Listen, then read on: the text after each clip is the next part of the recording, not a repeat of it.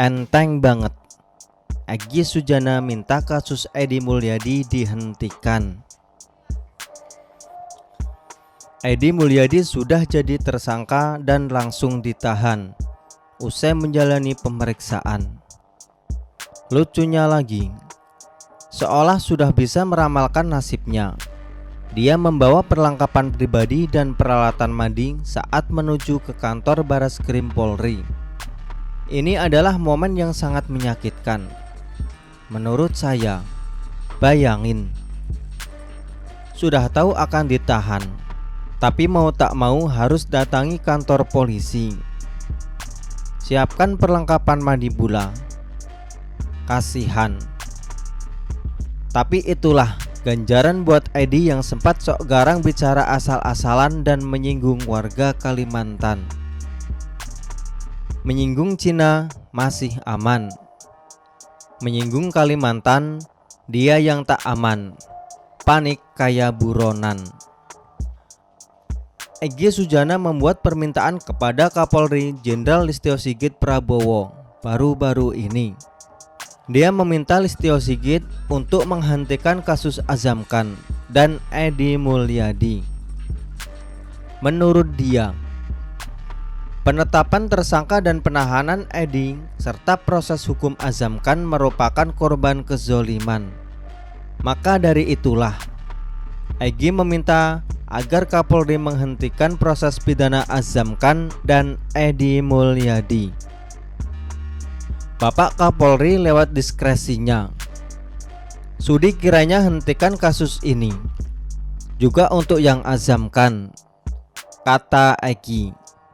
Dia mengatakan proses hukum terhadap Edi Mulyadi dan Azam Khan secara pidana akan menimbulkan bekas luka dan mengeras menjadi dendam. Lain halnya andai Edi dan Azam diselesaikan secara hukum adat. Egy yakin tak akan itu muncul dendam dan luka. Saya curiga siapa yang memaksakan ini itu justru ganggu pemerintahan Jokowi yang maunya pindah ibu kota ke Penajam Pasir Utara. Jelasnya tak usah sok membela deh. Enak aja hentikan kasus Edi. Gimana dengan warga Kalimantan? Kalau Edi dibebaskan, sama saja menyulut api kemarahan warga Kalimantan. Sudah marah, dipancing lagi.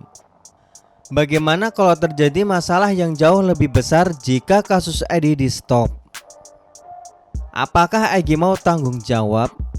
Sebelumnya saja masyarakat Dayak dan Kalimantan sudah protes dan marah serta mendesak polisi menangkap Edi. Biasanya mereka tenang, tidak gaduh dan jarang turun ke jalan.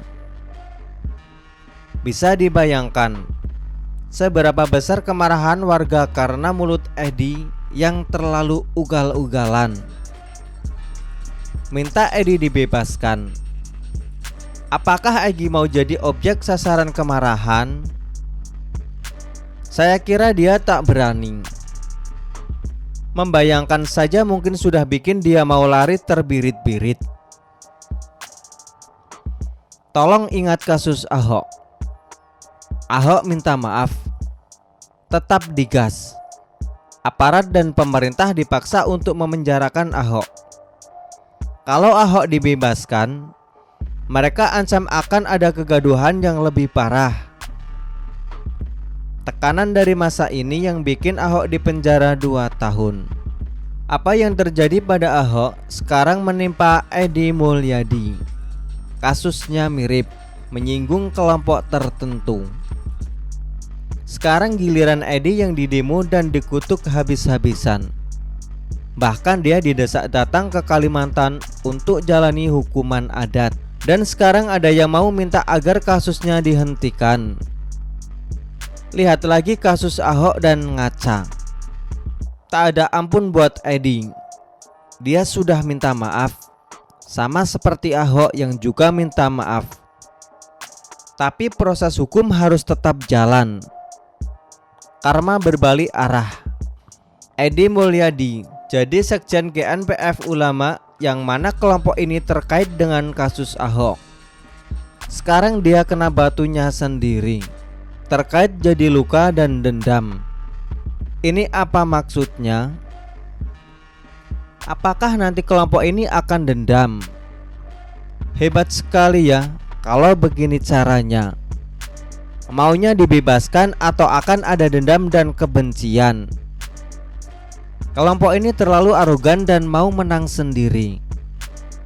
Kalau lawannya salah, mereka akan menyerang habis-habisan dengan gaya menjijikkan. Tapi kalau kelompok sendiri yang melakukan kesalahan, harus dibebaskan dengan ancaman halus. Mayoritas rakyat tak peduli dengan mereka.